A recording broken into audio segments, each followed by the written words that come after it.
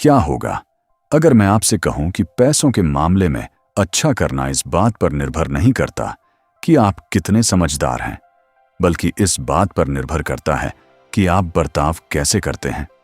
हमारी दुनिया में हमें सिखाया जाता है कि फाइनेंस बिल्कुल फिजिक्स की तरह है। हम चार्ट्स, फॉर्मूले और स्प्रेडशीट्स को ऐसे देखते हैं जैसे वे किसी अटल नियम से चलते हों। लेकिन फाइनेंस इससे बिल्कुल अलग है। यह ठंडे फॉर्मूलों से नहीं, बल्कि इंसानी भावनाओं और बर्ताव से चलता है। और जिस तरह का बर्ताव मेरे लिए बिल्कुल सही है, हो सकता है वो आपकी नज़र में पूरी तरह से पागलपन लगे। तो चलिए, दुनिया के सबसे बड़े शो में आपका स्वागत है, द साइकोलॉजी ऑफ मनी। मशहूर फाइनेंशियल राइटर मॉर्गन हाउसल ने सालों तक शेयर बाजारों और लोगों के बर्ताव को करीब से देखा। उन्हें समझ आया कि लोग खुद को कर्ज में क्यों डुबो लेते हैं या गलत फैसलों से अपनी जिंदगी क्यों बर्बाद करते हैं। इसे समझने के लिए आपको ब्याज दरों को पढ़ने की जरूरत नहीं है।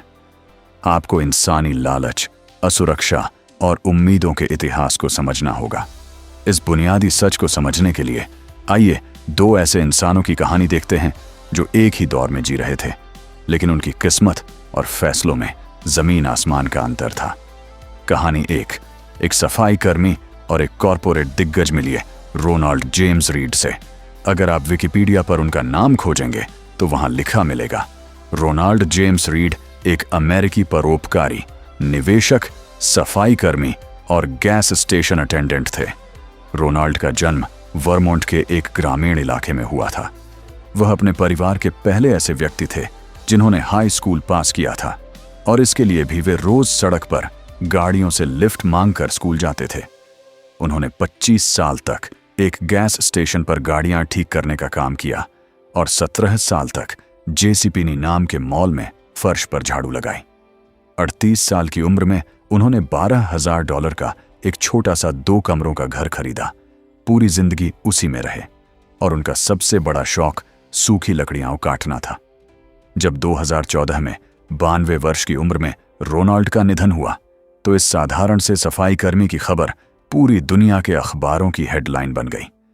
उस साल अमेरिका में मरने वाले करीब 28 लाख लोगों में से केवल 4,000 लोग ऐसे थे जिनकी कुल संपत्ति $80 लाख यानी करीब $8 मिलियन से ज्यादा थी। रोनाल्ड रीड उनमें से एक थे। उन्होंने अपनी वसीयत में $20 लाख अपने सौतेले बच्चों के लिए छोड़े और $60 लाख यानी 50 करोड़ रुपए से ज्यादा अपने स्थानीय अस्पताल और लाइब्रेरी को दान कर दिए। आखिर एक सफाई कर्मी के पास इतना पैसा कहां से आया? न तो उनकी कोई लॉटरी लगी थी और न ही कोई खानदानी जायदाद मिली थी। उन्होंने बस इतना किया कि जो कुछ भी वो बचा पाते थे उसे देश की सबसे भरोसेमंद कंपनियों, ब्लू चिप स्टॉक्स में लगा देते थे। उसके बाद उन्होंने दशकों तक इंतजार किया। उनके उसी छोटे से निवेश पर कंपाउंडिंग जादू चला और वो पैसा करोड़ों में बदल गया। अब मिलिए रिचर्ड फस्कोन से। रिचर्ड वो सब कुछ थे जो रोनाल्ड रीड नहीं थे। वे हार्वर्ड यूनिवर्सिटी से पढ़े लिखे मेरिल लिंच जैसी दिग्गज कंपनी के बड़े अधिकारी थे जिनके पास बिजनेस की टॉप डिग्री MBA थी।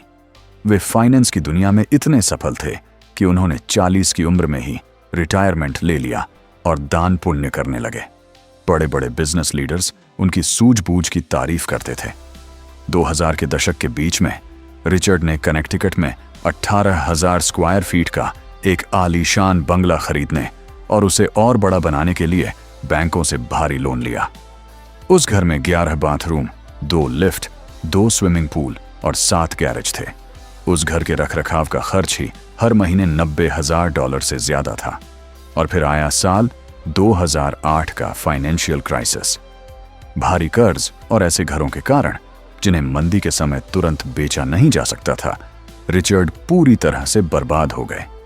2008 में उन्होंने एक दिवालिया अदालत के जज से कहा, इस वक्त मेरी कोई कमाई नहीं है। उनके आलीशान घर बैंकों द्वारा जब्त कर लिए गए और कौड़ियों के भाव नीलाम कर दिए गए। जिस दिन सफाई कर्मी रोनाल्ड रीड ने करोड़ों रुपए दान में दिए, उससे ठीक 5 महीने पहले रिचर्ड फस्कोन का आलीशान बंगला नीलामी में बिक रहा था। सोचकर देखिए, पैसों की दुनिया को छोड़कर क्या ऐसा किसी और क्षेत्र में संभव है? क्या दुनिया का कोई ऐसा पेशा है जहां एक इंसान जिसके पास कोई डिग्री नहीं है, कोई ट्रेनिंग नहीं है और कोई गॉडफादर नहीं है, वो दुनिया के सबसे बेहतरीन पढ़े लिखे और रसूखदार इंसान को पीछे छोड़ दे? आप कभी ऐसी कहानी नहीं सुनेंगे जहां एक सफाई कर्मी ने हार्वर्ड के सर्जन से बेहतर हार्ट ट्रांसप्लांट सर्जरी कर दी हो, या दुनिया के सबसे बड़े आर्किटेक्ट से बेहतर गगनचुंबी इमारत का नक्शा बना दिया हो। लेकिन निवेश की दुनिया में ऐसा होता है क्योंकि वित्तीय सफलता, फाइनेंशियल सक्सेस कोई कड़ा विज्ञान नहीं है, यह पूरी तरह से आपके बर्ताव का खेल है। चैप्टर 1, कोई भी पागल नहीं है, नो वंस क्रेजी। यह हमें मॉर्गन हाउसल के पहले सबसे बड़े सबक की ओर ले जाता है। कोई भी पागल नहीं है, नो वंस क्रेजी। पैसों के मामले में लोग अक्सर ऐसे फैसले लेते हैं जो बाहर से देखने पर बिल्कुल बेवकूफ़ी भरे लगते हैं, लेकिन असल में कोई भी पागल नहीं होता। पैसों को लेकर आपका अपना व्यक्तिगत अनुभव दुनिया के कुल इतिहास का शायद सिर्फ 0.00000001% हिस्सा होगा, लेकिन वही छोटा सा अनुभव आपके दिमाग में यह तय करता है कि पूरी दुनिया कैसे काम करती है। हम सब अलग अलग पीढ़ियों में पैदा हुए हैं। हमारे माता पिता की कमाई अलग थी, हम अलग अलग देशों में पले बढ़े और उस समय देश की आर्थिक स्थिति अलग थी। अगर आपका बचपन उस दौर में बीता जब देश में भारी महंगाई थी, तो आप पैसों को बहुत डर और संभाल कर देखेंगे। वहीं जो व्यक्ति एक स्थिर अर्थव्यवस्था में पला बढ़ा है, उसका नजरिया बिल्कुल अलग होगा। अगर आपके युवा दिनों में शेयर बाजार तेजी से बढ़ रहा था, तो आप स्वाभाविक रूप से उसमें पैसा लगाएंगे। लेकिन अगर आपके शुरुआती दिनों में बाजार डूब रहा था, तो आप जिंदगी भर शेयर बाजार से दूर भागेंगे। यह कोई अनुमान नहीं है, बल्कि डेटा है। अर्थशास्त्री उल्रिके मालमेंडियर और स्टीफन नागेल ने लोगों के फाइनेंशियल फैसलों पर 50 साल का रिसर्च किया। उन्होंने पाया कि लोग जिंदगी भर अपने पैसों का निवेश कहां और कैसे करेंगे, यह इस बात से तय होता है कि जब वे 20 से 25 साल के थे, तब देश के आर्थिक हालात कैसे थे। यह उनकी बुद्धिमानी या पढ़ाई पर निर्भर नहीं था, यह सिर्फ इस बात पर निर्भर था कि वे किस साल और किस माहौल में पैदा हुए थे। आइए एक और उदाहरण देखते हैं, जिसे अमीर या पढ़े लिखे लोग अक्सर पागलपन कहते हैं। Lottery ticket. एक रिसर्च के मुताबिक अमेरिका में सबसे कम कमाने वाले परिवार हर साल औसतन $412 लॉटरी टिकटों पर खर्च कर देते हैं। यह रकम अमीर परिवारों द्वारा खर्च की जाने वाली रकम से 4 गुना ज्यादा है। और हैरानी की बात यह है कि इन्हीं में से 40% लोग ऐसे होते हैं जिनके पास किसी मेडिकल इमरजेंसी के लिए अचानक $400 भी नकद नहीं होते। किसी फाइनेंशियल एक्सपर्ट या अमीर इंसान को यह फैसला पूरी तरह से बेवकूफ़ी भरा लगेगा। वे कहेंगे कि जब आपके पास मुसीबत के लिए पैसे नहीं हैं, तो आप 1 करोड़ में से 1 चांस वाली लॉटरी पर पैसे क्यों फूंक रहे हैं। पर अगर आप उनके नजरिए से सोचेंगे तो बात समझ आएगी।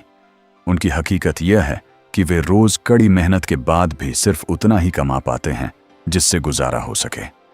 उन्हें पता है कि उनकी सैलरी कभी इतनी नहीं बढ़ेगी जिससे वे एक अच्छा घर खरीद सकें, छुट्टियां मना सकें या अपने बच्चों को बड़े स्कूलों में भेज सकें।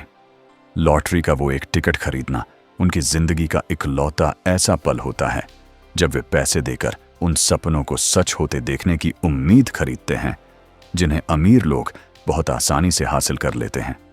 वे कोई गणित का फॉर्मूला नहीं खरीद रहे होते, वे एक सपना खरीद रहे होते हैं। चैप्टर 2, भाग्य और जोखिम, लुक एंड रिस्क। किताब का दूसरा अध्याय हमें एक ऐसे सच से रूबरू कराता है जो हमारी पूरी जिंदगी को कंट्रोल करता है। भाग्य और जोखिम, लक एंड रिस्क। ये दोनों जुड़वां भाई हैं, लेकिन हम कभी भी दोनों को बराबर का श्रेय नहीं देते। जैसा कि न्यूयॉर्क यूनिवर्सिटी के प्रोफेसर स्कॉट गैलोवे कहते हैं, कोई भी चीज उतनी अच्छी या उतनी बुरी नहीं होती जितनी वो दिखाई देती है। आइए बात करते हैं बिल गेट्स की। साल 1968 में पूरी दुनिया में हाई स्कूल की उम्र के लगभग 30 करोड़ बच्चे थे। उनमें से करीब 1 करोड़ 80 लाख अमेरिका में रहते थे, 2,70,000 वॉशिंगटन राज्य में थे और केवल 300 बच्चे सिएटल के लेकसाइड स्कूल में पढ़ते थे। लेकसाइड उस दौर में पूरी दुनिया का इकलौता ऐसा स्कूल था जिसके पास एक कंप्यूटर था। यह कंप्यूटर वहां के एक दूरदर्शी टीचर और वहां के मदर्स क्लब की वजह से आया था, जिन्होंने कबाड़ के सामान की सेल लगाकर मिले पैसों से उस कंप्यूटर टर्मिनल को किराए पर लिया था। बिल गेट्स उन 300 बच्चों में से एक थे। वे सिर्फ 13 साल के थे जब उस कंप्यूटर रूम में उनकी मुलाकात पॉल एलन से हुई थी। बिल गेट्स ने खुद एक इंटरव्यू में माना था, अगर लेकसाइड स्कूल ना होता तो आज माइक्रोसॉफ्ट भी ना होती। गेट्स के पास गजब की बुद्धि थी और वे बेहद मेहनती थे, लेकिन इसके साथ ही उन्हें दुनिया का सबसे बड़ा लकी चांस मिला था कि वे उस इकलौते स्कूल में थे। लेकिन भाग्य का एक जुड़वां भाई भी है जिसे हम रिस्क कहते हैं। लेकसाइड स्कूल के उसी कंप्यूटर रूम में बिल गेट्स और पॉल एलन के साथ एक तीसरा लड़का भी था, Kent Evans. Kent Bill Gates के सबसे अच्छे दोस्त थे और गेट्स के मुताबिक वे पूरी क्लास में सबसे ज्यादा दिमाग वाले स्टूडेंट थे। केंट और बिल गेट्स घंटों फोन पर बातें करते थे और सपने देखते थे कि वे बड़े होकर साथ में अपनी कंपनी खड़ी करेंगे। केंट के पास भी वही हुनर था, वही मेहनत थी और वही पैशन था। लेकिन केंट इवांस कभी माइक्रोसॉफ्ट का हिस्सा नहीं बन पाए। हाई स्कूल पास करने से ठीक पहले एक पहाड़ी हादसे में उनकी मौत हो गई। किसी हाई स्कूल के छात्र की पहाड़ पर हादसे में मौत होने की आशंका लाखों में एक होती है। बिल गेट्स को लाखों में एक वाला भाग्य मिला कि वे लेकसाइड स्कूल पहुंचे, और उनके दोस्त केंट इवांस को लाखों में एक वाला जोखिम मिला जिसने उनकी जान ले ली। दोनों ताकतें बराबर थीं, बस दोनों की दिशा अलग थी। जब हम किसी की सफलता को देखते हैं तो हम भाग्य को नजरअंदाज कर देते हैं, क्योंकि हमें लगता है कि सफलता सिर्फ अपनी मेहनत से आनी चाहिए। और जब हम किसी की नाकामी देखते हैं तो हम जोखिम को भूलकर उसे उसकी गलतियों का नतीजा मान लेते हैं। लेकिन सच ये है कि एक साहसी फैसला और एक लापरवाह फैसला के बीच की लकीर बहुत पतली होती है। चैप्टर 3, कभी भी काफी नहीं, नेवर इनफ। क्या होता है जब एक बेहद बुद्धिमान इंसान के पास सब कुछ आ जाता है, लेकिन उसके दिमाग में फुल स्टॉप लगाने वाला बटन गायब हो जाता है? तब जन्म लेती है एक ऐसी त्रासदी जिसे लेखक कहते हैं कभी भी काफी ना होना, नेवर इनफ। कहानी देखिए रजत गुप्ता की। कोलकाता में एक अनाथ बच्चे के रूप में जन्मे रजत ने अपनी काबिलियत और कड़ी मेहनत के दम पर वो मुकाम हासिल किया जो करोड़ों लोगों का सपना होता है। अपने करियर के चरम पर वे मैकिन्से जैसी दुनिया की सबसे बड़ी कंसल्टिंग फर्म के ग्लोबल हेड CEO बने। उन्होंने बिल गेट्स के साथ काम किया, दुनिया की सबसे बड़ी कंपनियों के बोर्ड मेंबर रहे और उनकी कुल संपत्ति $100 मिलियन यानी करीब 800 करोड़ रुपए से ज्यादा थी। अगर आपके पास $100 मिलियन हैं और आप उसे बैंक में भी छोड़ दें तो हर घंटे बिना कुछ किए आपके पास लाखों रुपए का ब्याज आएगा। उनके पास पूरी आजादी थी, लेकिन रजत गुप्ता सिर्फ करोड़पति बनकर खुश नहीं थे, उन्हें अरबपति, बिलियनर बनना था। साल 2008 में गोल्डमैन सैक्स बैंक बोर्ड मेंबर होने के नाते उन्हें एक बेहद गुप्त और जरूरी खबर का पता चला। खबर यह थी कि वॉरेन बफेट उस बैंक को मंदी से बचाने के लिए उसमें $5 अरब का निवेश करने वाले हैं। यह खबर अभी आम जनता के पास नहीं थी। बोर्ड मीटिंग खत्म होने के ठीक 16 सेकंड बाद रजत गुप्ता ने फोन उठाया और एक हेज फंड मैनेजर राज राजरत्नम को कॉल कर दिया। राज ने तुरंत उस बैंक के लाखों शेयर्स खरीद लिए। कुछ घंटों बाद जब खबर पक्की हुई तो शेयर्स के दाम आसमान पर पहुंच गए और उन्होंने बैठे बैठे करोड़ों कमा लिए। लेकिन सरकारी एजेंसियों ने उन्हें पकड़ लिया। रजत गुप्ता का पूरा करियर, समाज में इज्जत और उनकी आजादी हमेशा के लिए खत्म हो गई। उन्हें जेल जाना पड़ा। पैसों के मामले में सबसे मुश्किल काम है अपने लक्ष्यों के खंभों को एक जगह रोकना। आज के समाज की सबसे बड़ी खूबी यह है कि यह जितनी तेजी से वेल्थ पैदा करता है उतनी ही तेजी से आपके अंदर जलन भी पैदा करता है। अगर आपकी इच्छाएं आपकी कमाई से ज्यादा तेजी से बढ़ेंगी तो आप कभी संतुष्ट नहीं हो पाएंगे और एक दिन ऐसा रिस्क ले बैठेंगे जो आपका सब कुछ तबाह कर देगा। हमेशा इनफ के इन 3 सुनहरे नियमों को याद रखिए। दूसरों से तुलना करना एक ऐसा खेल है जिसे आप कभी नहीं जीत सकते। दुनिया में हमेशा कोई ना कोई ऐसा होगा जिसके पास आपसे बड़ी गाड़ी या बड़ा घर होगा। इस खेल को जीतने का इकलौता तरीका है ये मान लेना कि आपके पास जो है वो काफी है। काफी होने का मतलब कंजूसी से जीना नहीं है। इसका मतलब सिर्फ यह पहचानना है कि और ज्यादा पाने की अंधी भूख आपको एक दिन ऐसे मोड़ पर ले आएगी जहां सिर्फ पछतावा बचेगा। आपकी इज्जत, आपकी आजादी, आपका परिवार और आपकी खुशियां अनमोल हैं। इन्हें कभी भी ऐसे पैसे के लिए दांव पर मत लगाइए जिसकी आपको असल में जरूरत ही नहीं है। हम अक्सर पूरा ध्यान इस बात पर लगाते हैं कि अमीर कैसे बने, लेकिन हम उस असली जादू को भूल जाते हैं जिससे संपत्ति खड़ी होती है। समय और टिके रहना, टाइम एंड सर्वाइवल। यही है कंपाउंडिंग की असली ताकत। और इस ताकत को काम करने देने के लिए आपको एक बहुत बड़ा हुनर सीखना होगा, गलतियां न करने का हुनर, यानी अमीर बने रहने का हुनर। इस सीरीज के अगले भाग में हम जानेंगे कि अमीर बने रहने के लिए आशावाद, ऑप्टिमिज्म और थोड़े से डर, पैरानोया के अनोखे मिश्रण की जरूरत क्यों होती है। कैसे आप 50% बार गलत होकर भी शेयर बाजार से करोड़पति बन सकते हैं, और क्यों अपने समय पर खुद का कंट्रोल होना ही पैसों का सबसे बड़ा रिटर्न है। चैप्टर 4, भ्रमकारी कंपाउंडिंग। मशहूर वैज्ञानिक अल्बर्ट आइंस्टीन ने एक बार चक्रवृद्धि ब्याज यानी कंपाउंडिंग को दुनिया का 8वां अजूबा कहा था। हम सब ने स्कूल में इसका फॉर्मूला पढ़ा है, लेकिन हमारा इंसानी दिमाग इस जादू को समझने के लिए डिजाइन ही नहीं हुआ है। अगर मैं आपसे कहूं कि एक साधारण सा दिखने वाला फैसला आपको दुनिया का सबसे अमीर इंसान बना सकता है, तो आप शायद विश्वास नहीं करेंगे। लेकिन आज हम पैसों की दुनिया के सबसे बड़े सच का सामना करने वाले हैं। अब हम जानेंगे कि कैसे आप बिना किसी एक्स्ट्रा रिस्क के अपनी संपत्ति को कई गुना बढ़ा सकते हैं। अमीर बनने और अमीर बने रहने में क्या अंतर है, और पैसों से खरीदी जाने वाली दुनिया की सबसे कीमती चीज क्या है। जब हम वॉरेन बफेट की सफलता की बात करते हैं तो दुनिया के सारे एक्सपर्ट्स इस बात की चर्चा करते हैं कि वे कंपनियों को कैसे चुनते हैं, उनकी बिजनेस स्ट्रेटजी क्या है। लेकिन वे सबसे मुख्य बात भूल जाते हैं। वॉरेन बफेट की असली ताकत उनका दिमाग नहीं बल्कि उनका समय है। जब यह किताब लिखी गई तब वॉरेन बफेट की कुल संपत्ति लगभग 84.5 अरब डॉलर, 84.5 बिलियन थी। लेकिन क्या आप जानते हैं कि इसमें से 84.2 अरब डॉलर उन्हें उनकी 50वीं सालगिरह के बाद मिले, और करीब 81.5 अरब डॉलर तब मिले जब वे अपने 60 के दशक में पहुंच चुके थे। बफेट ने बहुत छोटी उम्र में निवेश करना शुरू कर दिया था।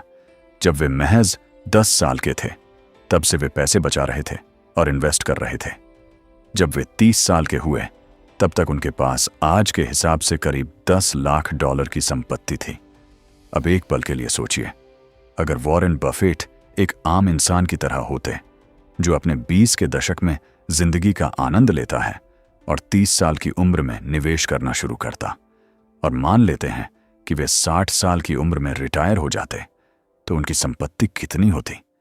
अगर वे 30 की उम्र में निवेश शुरू करते और 60 की उम्र में रुक जाते, तो उनकी कुल संपत्ति 84 अरब डॉलर नहीं बल्कि सिर्फ 11.9 मिलियन डॉलर यानी करीब 90 से 100 करोड़ रुपए होती।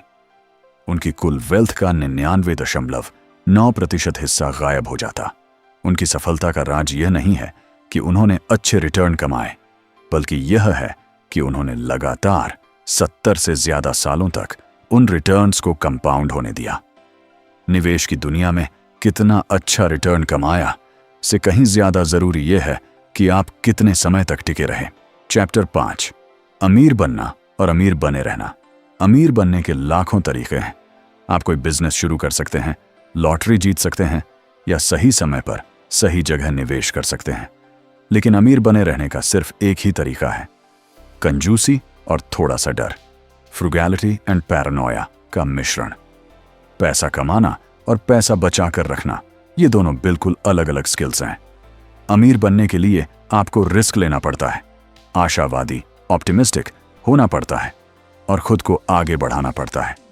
अमीर बने रहने के लिए आपको इसके बिल्कुल उलट करना होता है। आपको विनम्र होना पड़ता है और यह डर रखना पड़ता है कि जो पैसा आज आपके पास है वो कल आपसे छीना भी जा सकता है। आइए इतिहास के एक और दिग्गज की कहानी देखते हैं, जेस लिवरमोर। वे अपने द्वार की दुनिया के सबसे महान स्टॉक ट्रेडर माने जाते थे। 1929 में जब अमेरिका का शेयर बाजार पूरी तरह क्रैश हो गया, द ग्रेट डिप्रेशन, तो सिर्फ एक ही दिन में दुनिया के बड़े बड़े अमीर सड़क पर आ गए। चारों तरफ मातम था। जेस लिवरमोर उस दिन घर पहुंचे। उनकी पत्नी और बच्चे डर के मारे रो रहे थे कि अब वे बर्बाद हो चुके हैं। लेकिन जेस ने मुस्कुराते हुए अपनी पत्नी को देखा और कहा, हम बर्बाद नहीं हुए हैं। आज मेरी जिंदगी का सबसे बेहतरीन दिन था। जेस ने बाजार के गिरने पर दांव, शॉर्ट सेलिंग लगाया था। उस एक दिन में उन्होंने आज के हिसाब से $3 अरब से ज्यादा का मुनाफा कमाया था। वे रातों रात दुनिया के सबसे अमीर इंसानों में शुमार हो गए। लेकिन इसके बाद जेस के अंदर से डर खत्म हो गया। उन्हें लगा कि वे कभी गलत हो ही नहीं सकते। उन्होंने और बड़े रिस्क लेना शुरू कर दिए। ठीक 4 साल बाद साल 1933 में जेस लिवरमोर ने शेयर बाजार में अपना सब कुछ गंवा दिया। वे पूरी तरह दिवालिया हो गए और कर्ज में डूब गए। अंततः इस भारी तनाव के कारण उन्होंने अपनी जान ले ली। जेस लिवरमोर अमीर बनने में उस्ताद थे, लेकिन अमीर बने रहने में पूरी तरह फेल रहे। अगर आप बाजार में लंबे समय तक टिकना चाहते हैं तो आपके पास एक फाइनेंशियल सेफ्टी नेट होना ही चाहिए, जिसे लेखक कहते हैं सर्वाइवल माइंडसेट। चैप्टर 6, आप जीतेंगे भले ही आप 50% बार गलत हों। क्या आप जानते हैं कि बिजनेस और निवेश की दुनिया में एक बहुत बड़ा रहस्य छिपा है? रहस्य यह है कि आपको बहुत अमीर बनने के लिए हर बार सही होने की जरूरत नहीं है। अगर आप आधी बार भी गलत साबित होते हैं, तब भी आप करोड़पति बन सकते हैं। इसे फाइनेंस की भाषा में टेल इवेंट्स कहते हैं, यानी वो दुर्लभ घटनाएं जो लाखों में एक बार होती हैं, लेकिन उनका असर सबसे बड़ा होता है। एक मशहूर आर्ट डीलर थे जिनका नाम था हाइंज बर्गरवैन। उन्होंने पिकासो और मैथिस जैसे महान कलाकारों की पेंटिंग्स का एक विशाल कलेक्शन तैयार किया था। लोग उनकी इस बात के लिए तारीफ करते थे कि वे कितनी सटीकता से यह पहचान लेते थे कि कौन सी पेंटिंग आगे जाकर करोड़ों की बिकेगी। लेकिन सच कुछ और था। बर्गरवैन ने अपने जीवन में हजारों पेंटिंग्स खरीदी थीं। उनमें से 99% पेंटिंग्स की कोई कीमत नहीं थी, लेकिन उन हजारों में से सिर्फ कुछ चुनिंदा पेंटिंग्स पिकासो जैसी निकलीं, जिन्होंने बाकी की सारी गलतियों का नुकसान चुटकियों में कवर कर दिया और उन्हें अरबपति बना दिया। यही नियम हर जगह लागू होता है। वॉल स्ट्रीट या म्यूचुअल फंड्स। अगर कोई फंड मैनेजर 100 कंपनियों में पैसा लगाता है तो उसमें से 80 कंपनियां शायद औसत प्रदर्शन करेंगी या डूब जाएंगी, लेकिन सिर्फ 2 या 3 कंपनियां, जैसे शुरुआती दिनों में एप्पल या अमेज़न, पूरे फंड को आसमान पर पहुंचा देती हैं। एंटरटेनमेंट इंडस्ट्री, नेटफ्लिक्स या डिज्नी साल में 100 शोज बनाते हैं। उनमें से ज्यादातर फ्लॉप या एवरेज होते हैं, लेकिन एक स्ट्रेंजर थिंग्स या गेम ऑफ थ्रोन्स जैसा शो पूरे स्टूडियो का कई सालों का खर्च निकाल देता है। जब आप निवेश करते हैं तो इस बात से मत डरिए कि आपके कुछ फैसले गलत हो रहे हैं। गलतियां इस खेल का हिस्सा हैं। मायने यह रखता है कि जब आपका कोई एक फैसला सही साबित होता है तो वो आपको कितना बड़ा रिटर्न देकर जाता है। चैप्टर 7, स्वतंत्रता, फ्रीडम। अब बात करते हैं उस चीज की जो इस पूरी किताब का सबसे खूबसूरत और गहरा सबक है, आजादी, फ्रीडम। पैसों का सबसे बड़ा और सबसे बेहतरीन इस्तेमाल क्या है?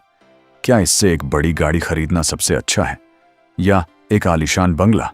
मॉर्गन हाउसल कहते हैं कि पैसों का सबसे बड़ा डिविडेंड या रिटर्न यह है कि यह आपको आपके समय पर कंट्रोल देता है, अपनी मर्जी से, अपनी पसंद के काम को, अपनी पसंद के लोगों के साथ जितनी देर आप चाहें उतनी देर करने की ताकत होना ही असली अमीरी है।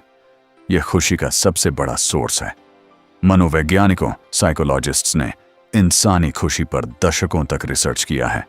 उन्होंने पाया कि इंसान के पास चाहे जितना पैसा हो, चाहे जितना बड़ा घर हो, अगर उसके पास यह चॉइस नहीं है कि वह अपने दिन का अगला घंटा कैसे बिताएगा, तो वह कभी खुश नहीं रह सकता।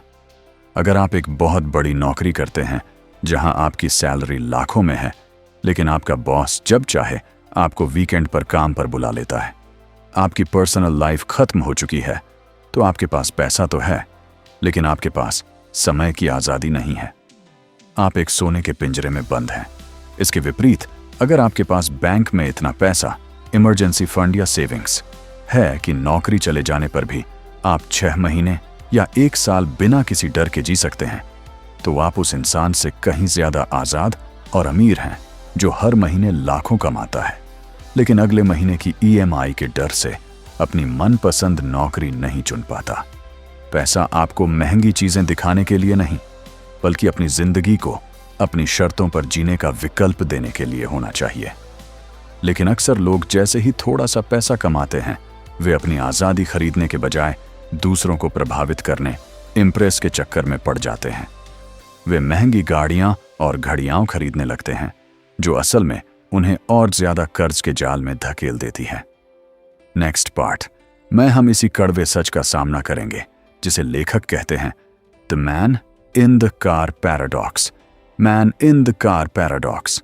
हम जानेंगे कि क्यों असली संपत्ति वो है जो कभी दिखाई नहीं देती, और क्यों दिखावे की भूख आपको हमेशा के लिए गरीब बनाए रख सकती है। अगर आपको कंपाउंडिंग और समय की आज़ादी का यह कॉन्सेप्ट समझ आया हो, तो इस वीडियो को अपने उन दोस्तों के साथ जरूर शेयर करें जो सिर्फ अमीर बनने के पीछे भाग रहे हैं, अमीर टिके रहने के पीछे नहीं। चैनल को सब्सक्राइब करना ना भूलें। मिलते हैं पार्ट 2 में। तब तक के लिए अपने समय को कीमती बनाइए और सीखते रहिए। जय हिंद।